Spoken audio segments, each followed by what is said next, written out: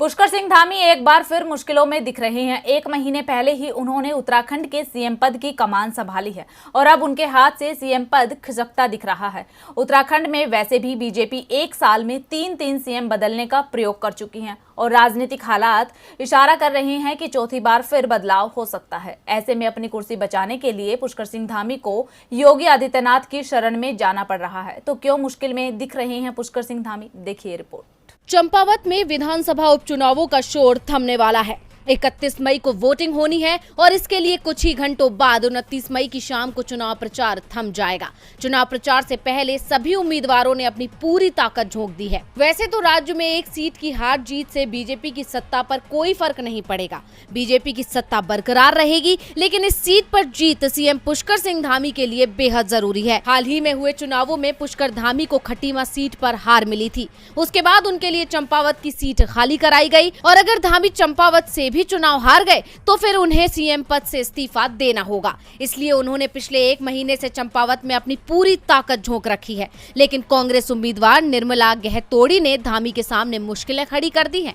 वो धामी को कड़ी टक्कर दे रही हैं। इस बीच चंपावत सीट को लेकर बीजेपी की आंतरिक रिपोर्ट ने भी धामी के लिए खतरे की घंटी बजा दी है। दावा किया जा रहा है कि मुकाबला बेहद नजदीकी है और बाजी किसी और भी जा सकती है। इसके बाद से ही धामी ने अपनी पूरी कैबिनेट को चंपावत उपचुनाव में प्रचार के लिए उतार दिया है, लेकिन इससे भी मुश्किलें कम होती नहीं दिख रही है। इसके बाद उन्होंने यूपी के सीएम योगी आदित्यनाथ से मदद मांगी। यूपी में बीजेपी को दोबारा सत्ता में लाने के बाद योगी आदित्यनाथ का कद पार्टी में बढ़ गया है। योगी उत्तराखंड के ही रहने वाले हैं और उनकी हिंदुत्ववादी छवि का उत्तराखंड में असर भी दिखाई देता है। धामी की गुहार सुनकर योगी भी उत्तराखंड पहुंच गए और चंपावत में धामी के लिए रोड शो और रैली की। लेकिन योगी के रोड शो और रैली के बावजूद धामी मुश्किल में ही दिख रहे हैं।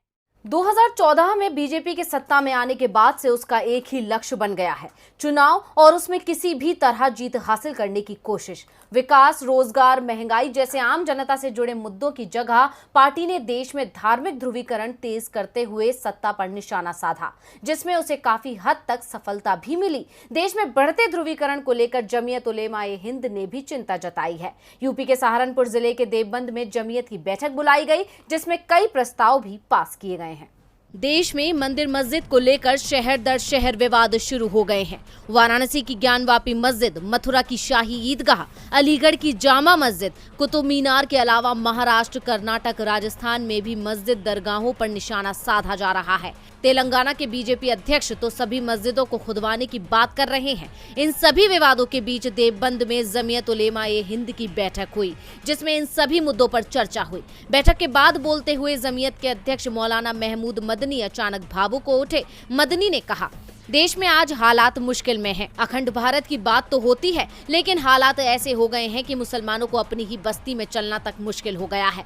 देश में नफरत के पुजारी बढ़ गए हैं। हम लोग ऐसे मुश्किल हालात में हैं जिसकी कल्पना नहीं कर सकते। हमें अपने ही देश में अजनबी बना दिया गया है। हमारा दिल जानता है कि हम किस मुश्किल दौर में हैं। हमारी स्थिति तो उस व्यक्ति से भी खराब है जिसके पास कुछ नहीं है। हमारी स्थिति का अंदाजा कोई और क्या लगा सकता है। मुश्किलों को झेलने के लिए हौसला चाहिए, ताकत चाहिए। हम कमजोर लोग हैं। कमजोरी का ये मतलब नहीं है कि हमें दबाया जाए। हालात मुश्किल हैं, लेकिन इस समय भी मायूसी की जरूरत नहीं है। हम जुर्म सह लेंगे, लेकिन देश पर आंच नहीं आने देंगे। हम हर चीज से समझौता कर सकते हैं, पर देश से नहीं।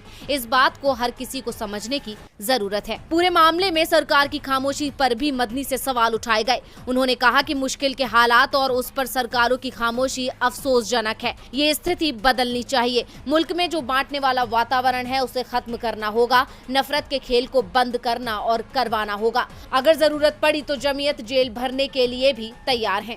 चाहता हूँ मैं, एक तो ये कि मुल्क के हालात और सरकारों की खामोशी ये अफसोसनाक है और ये हालत बदलनी चाहिए। मुल्क के जो चिंता करने वाले, फिक्र करने वाले लोग हैं, इस देश के लोग हैं, उन्हें इसको संभालना होगा और मुल्क में ये जो बांटने वाला वातावरण है इसको खत्म करना सर, नफरत के खेल को बंद करना और करवाना होगा। क्या जेल भरो आंदोलन की बात हो रही है? नहीं, बात कर रहे हैं आप? अभी ये बात नहीं कर रहे। आपने कहा दारो रसन की जरूरत पड़ेगी तो अगर जरूरत पड़ेगी वो एक अभी तो डिबेट चल रही है, रिजोल्यूशन तैयार हो रहे हैं, इसके बारे में कल बात होगी। मंदिर साहब बड़ा आजकल चर्चा में है मंदिर साहब, चाहे ज्ञान वापी का मामला हो, चाहे ताजमहल का मामला हो, कल हो, चाहे कुतुब मीनार, हाँ उसके ऊपर रिजोल्यूशन आएगा आज रात में या कल सुबह।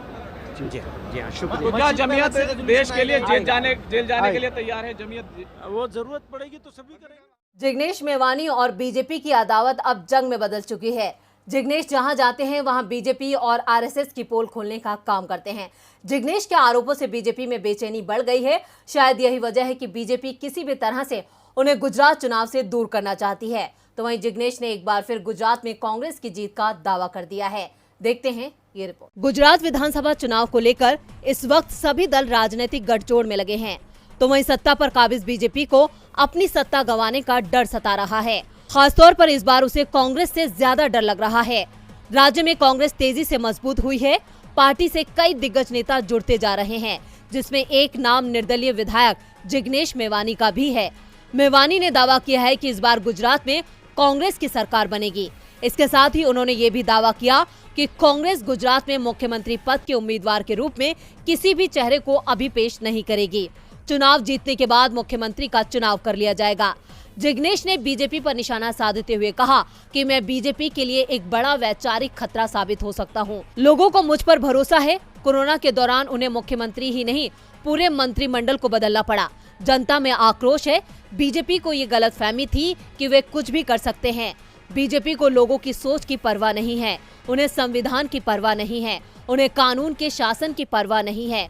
मैं खुलकर मोदी और संघ के खिलाफ बोलता हूं, इसलिए वो मुझे सबक सिखाना चाहते हैं, वो मुझे चुप कराना चाहते हैं। ये बदले की राजनीति है।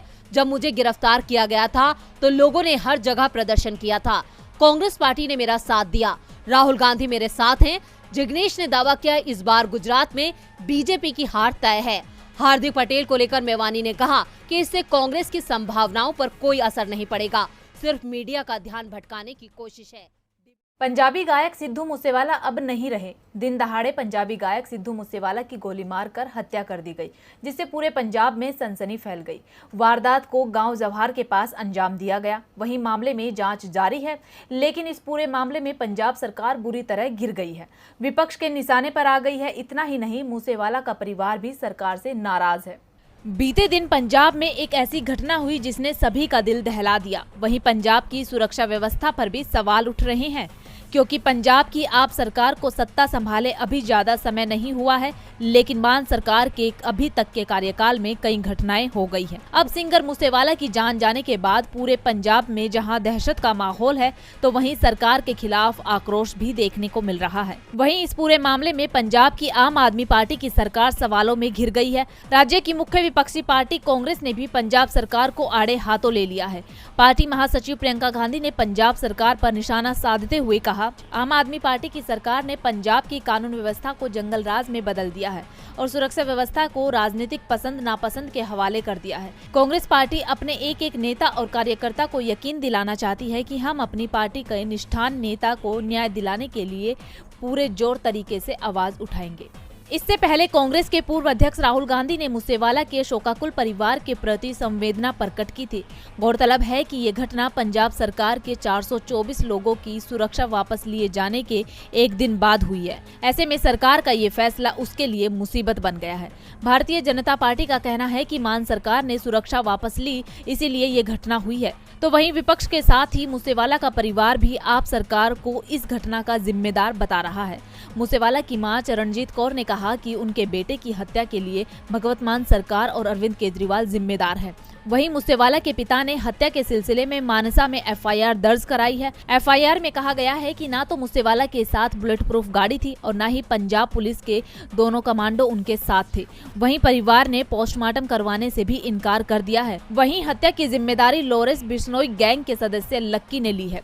मिली जानकारी के मुताबिक सिद्धू की हत्या कहीं और नहीं बल्कि दिल्ली की तिहाड़ जेल में रची गई थी। दरअसल लॉरेंस बिश्नोई ने वर्चुअल नंबर से विदेश में मौजूद गोल्डी बरार से कई बार बात की थी। तो मूसेवाला हत्याकांड में अभी पर्दा उठना बाकी है, लेकिन देखना होगा कि पंजाब की मान सरकार खुद को इस मामले में कैसे पाक साफ साबित